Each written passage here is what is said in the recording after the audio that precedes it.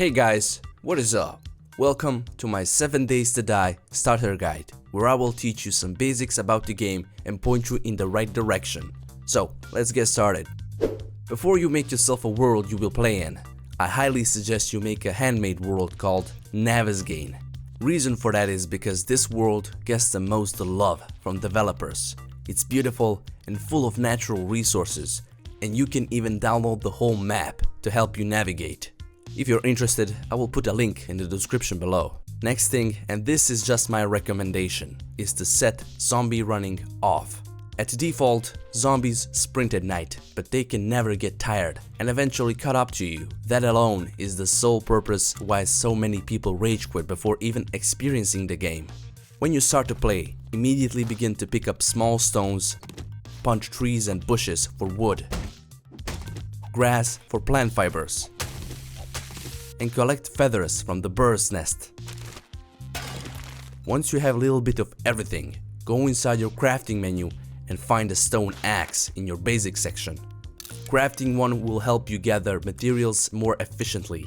Use your axe on trees to get wood and on boulders to get stones and iron. When stone axe loses half of its durability, just make a new one instead of repairing. You will get some experience as well as get a better axe.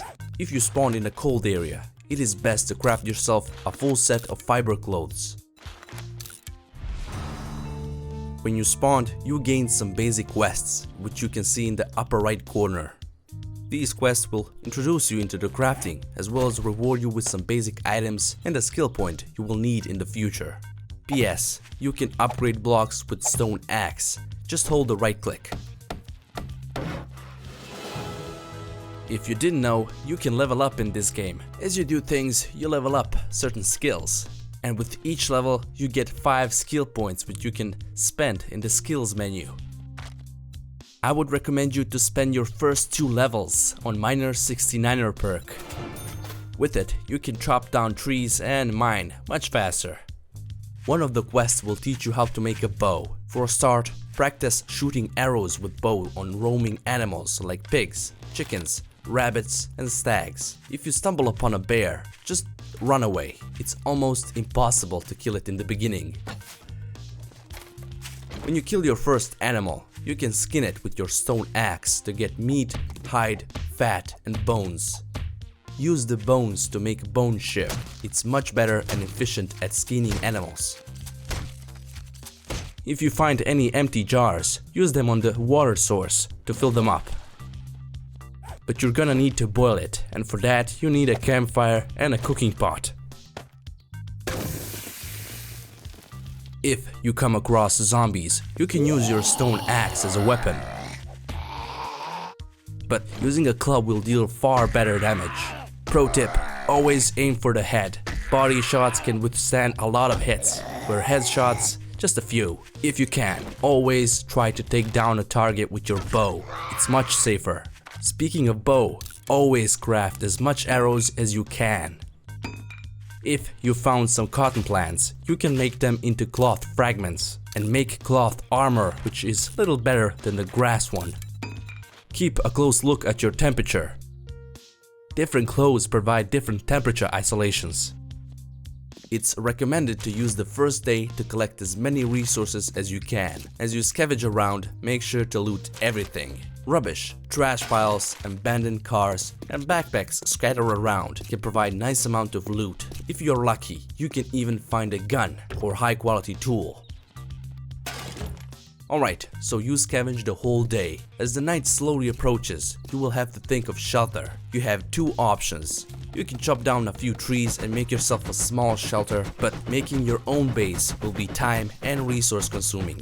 Or you can find an abandoned house and take a shelter in it. But abandoned houses serve as point of interest and can attract zombies. Many of them even have zombies standing right outside, so you're gonna have to get rid of them.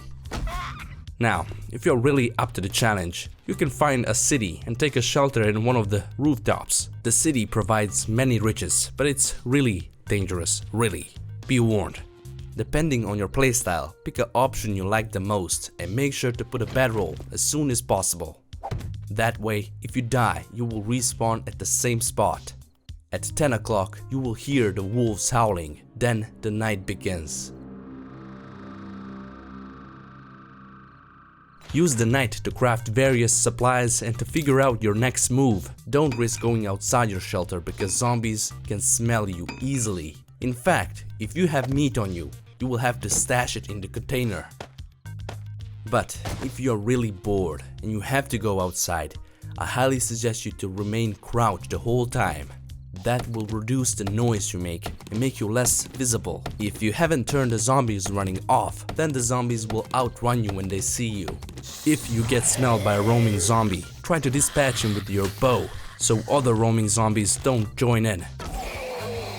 At 4 or 6 o'clock, depending on your settings, you will hear happy morning sound, and that means the zombies don't run anymore and they don't pose that big of a threat anymore. Use the second day also to gather as much food, water and other supplies until you have enough to build a base or to upgrade the one you have. That is pretty much it. If you're interested in watching more of these guides about certain topics, I will leave a link to my other guides in the description below, or you can click the playlist on the screen. I really hope this video helped. If it did, I would appreciate if you liked and shared the video. And as always, I'll see you in the next video. Peace out.